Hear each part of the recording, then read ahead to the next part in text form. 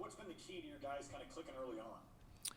Well, I think some of the key for us has been just the consistency we've had throughout the summer and fall of we've been able to go and practice. I think that's been a huge advantage for us that we didn't have, any 2 weeks where we just weren't able to get stuff done, especially this fall, because I really, like a lot of programs right now, I've had to take 2 weeks off and then try to work your way back into it. So I think that's been good for us. In addition to our depth has been really good for us in the 4 games we played to this point. So excited about what that might mean for us, especially going into Valley play with the format this year, playing back-to-back nights. Our depth could be a factor in some of those games. So we want to keep developing that, obviously, as we go through these non-conference games. But like where the team's at, I like their attitude, their approach and things, and hopefully we can continue to stay on the right path. Yeah, you mentioned those back-to-backs. I want to get your thought on that. It's almost kind of like NBA-ish style of a schedule, and obviously for safety reasons, just trying to, once you're there, just play 2 games. But how different is that going to be? You play someone on a Sunday, then, hey, turn around Monday night, you're playing them again. Yeah, it should be interesting. Obviously something I've never, done in all my years of coaching. So I'll tell you how I like it after about the first 4 or 6 games. But it'll certainly be different just in terms of the way you prepare a game plan, and then the adjustments are going to be, really quick. You play the game, you get the film, you try to make whatever tweaks you can for the next day. So I just think there'll be some interesting, ways to approach it as you go through it. Even the whole week of practice before those games, guys get in such a routine of play a game, off 2 days, play a game, and this is off of basically 5 days and play 2 games in a row. So I think we'll have to, just figure it out as we go a little bit, try to be as prepared as you can, but certainly a unique conference season for us.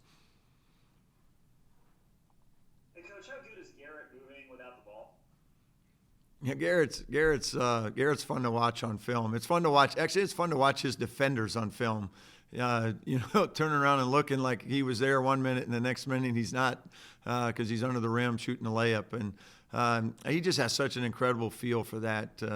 Certainly something that he just naturally does. But in our motion offense, he just finds opportunities when guys turn their head to make a back cut or make a simple read off of the ball handler that it's certainly a thing of beauty, and he gets it all the time. So I hope he keeps doing it. Your team seems to be very balanced in terms of who's doing the scoring. Is that kind of by design or just a result of who you played so far, or is that a strength? I think it's a strength of our team. We thought it was going into the year. We thought we were going to be extremely balanced. We thought we would be pretty deep. I think we have a lot of guys that just have unique skill sets too, that we can do some different things for each of them, whether it's a post-up opportunity or somebody driving the ball or spot-ups. So I think there's a lot of different ways we can go, but I think our balance is certainly one of our strengths to this point, and I think that'll continue. You mentioned your depth there. You brought in a couple transfers, and it seems like they've meshed and gotten into the mix fairly smooth, and we all know about this crazy year. How has that transition been for those transfers? Because it seems like in the game it's been pretty smooth. Yeah, I think it's been pretty good for them. Again, I go back I think that's just being able to practice has been really good. Where they've gotten those reps in and being able to fit in pretty well. They fit in great just from a personality standpoint with the rest of the guys on the team. So that certainly helps as well. Everybody's been really accepting and excited about them being here. So, I think they're further along because of that opportunity to continue to practice on a consistent basis. And then with the games we've had, we've been able to get guys in and out and develop a pretty good rapport. We went and did a lot of 5-on-5 early in the fall, way more than I normally would, just because I was worried about us getting shut down. So we tried to get some of that chemistry in, especially with us changing some of what we do defensively with a little more three-quarter court press and some zone and things. So we did a lot more 5-on-5 this fall than typical, and I've kind of liked it. It might be one of those things that we end up doing more even next year, hopefully post-COVID by that time. But I think it's been good for us. Coach, I've got a toy drive our station is sponsoring, and we're going to go on the air with that. So I was just going to throw a Christmas question at you. What was your favorite toy that you ever got as a kid, or maybe one that you gave to one present you gave to one of your kids?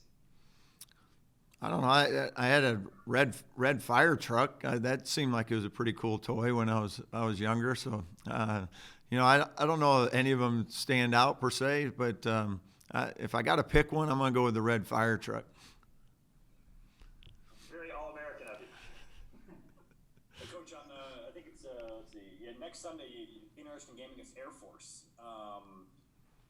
How did that come about? And they obviously have a couple Iowans on their team, so it should be an interesting matchup. And maybe you haven't looked too far ahead, but maybe just talk about that one a little bit.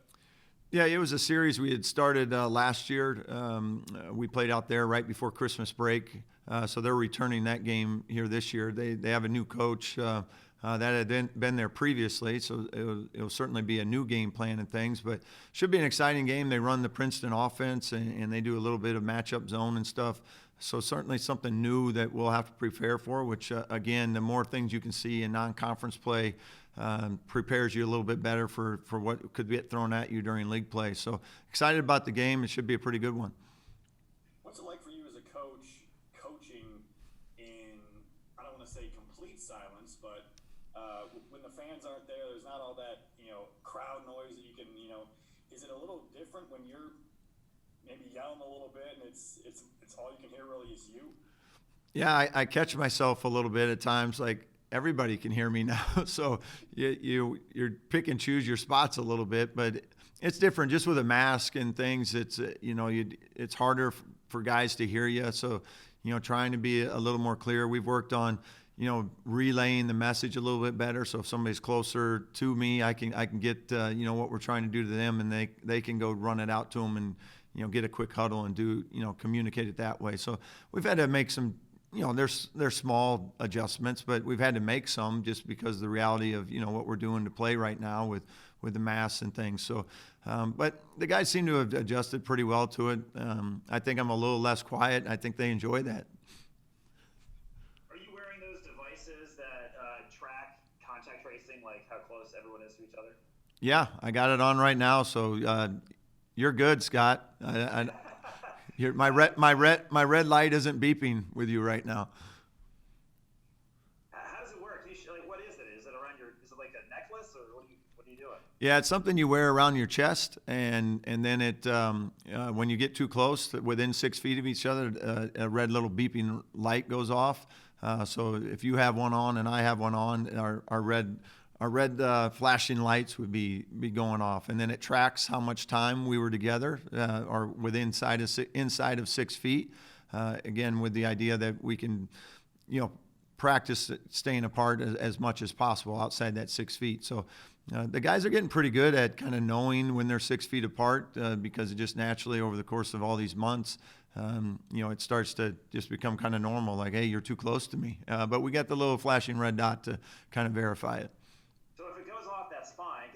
Basketball, if you're posting somebody up in practice or something, it's going to go off. It's just a matter of not wanting it to be on that much. Is that? Yeah, the idea is to stay under the 15 minutes per the CDC guidelines. So that's the idea of it. And you'd be amazed how much you're not around each other during the course of a practice. During a typical hour and a half practice, we got guys that are only together, within that 6 feet for 7-8 minutes. So it's really not nearly as much as you would think. Just with the course of the running and all that stuff, there's more separation than you think, and you're matched up with different guys more than you think. So I think it's been quite interesting, really, to see the data and what that has turned out to be from practice and games and things. Is there a software program you open your computer or your iPad afterwards and it tells you the data right there? It's way above my pay grade, so I just go by what the information they give me at the end of the day. So yeah, it's some type of software that it kicks to, and then it basically tells our trainers, hey, here's what it was for the day, and then they come and tell me. Does it feel like laser tag? Maybe a little, yeah. Hey, gotcha. You're inside the 6 feet. Yeah. So I don't know. It's another tool we can use to help us, try to stay as much as we can socially distanced. Even in huddles and things, it's great for during practice. We can spread ourselves out and we know how far apart we are. It's just another tool that we can use. has been mom or dad ever gave you something you were like, oh.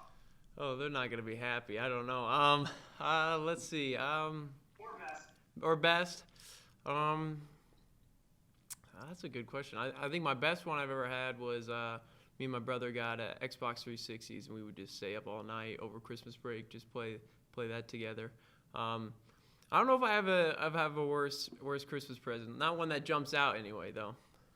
Okay, fair enough. Well, thanks. What was your Xbox game? What'd you play? We always played Call of Duty, and we played a lot of the zombie game modes on that. So that's what me and my brother love to play. Nice. I wanted to ask you about the contact tracer thing. Are you wearing it on your chest right now? I'm wearing one on my wrist right now, but I think moving forward, they're going to have us wear it on our chest more, so it's more accurate information.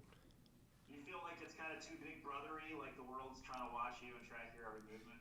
Not too bad. I think there's times where I forget about it, but there's definitely times where we're that you can definitely see it's going on during the game, beeping and stuff. So, but I don't think it's too bad. Trace trying to follow me and everything. Is it only for practice? We wear it for practice and the games too, and whenever we're in the weight room too. So anytime we're in the facilities and around each other, we're wearing it. Would it distract you during a game? I mean, you're shooting a free throw, game's tied, 10 seconds left, and this thing starts beeping on your wrist. There's times where on the wristbands I've noticed that it will come down further on my hand or move up on my wrist, and I have to adjust it kind of where I want. And that's the only kind of distraction I've had so far. But the times I've wore it on the chest, it's not been too bad, not too big of a difficulty. It will slide down occasionally, but other than that, it hasn't given me any troubles. Okay. Garrett, how do you describe kind of your start to the season? 4-0. You guys have just looked pretty smooth in getting everything rolling. Yeah, we got off to a great start. Obviously, 4-0 is great right now, but we're not satisfied. We got a good rest of the non-conference games, and then obviously our conference is very tough. And so, 4-0 is to a great start, but we're hoping just to add on to that and finish this non-conference with a pretty good record, and then and hopefully that'll give us momentum into our conference season. Do you feel like some people, when they think about how Drake's going to be in the preseason, you guys had some transfers coming in, so they weren't really sure. It was kind of like, we don't really know how Drake's going to be this year. Do you think do you guys feel like you have a chance to surprise some people? Yeah, I kind of relate to my first year here, and the first year with Coach DeVries. We had a lot of transfers, a lot of new guys, and no one knew exactly where we were going to fit in. And I think we might be able to surprise some teams and how good we are. But yeah, so. Garrett, I know one of your strengths is moving without the ball. Is that something that is the result of film or just instinct or what?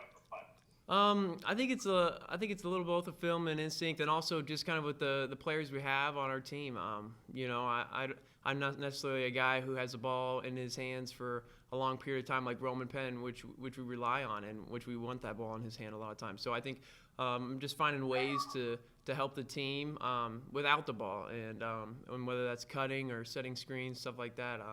I think it's kind of just relating to members of our teammates. When you kind of psych a guy out, some guy's guarding you, and then before you know it, he's gone. How gratifying is that moment? As long as if it finishes in a layup or without getting it blocked or anything, it's pretty gratifying. But yeah, it's pretty neat to see how wide open I can get underneath sometimes.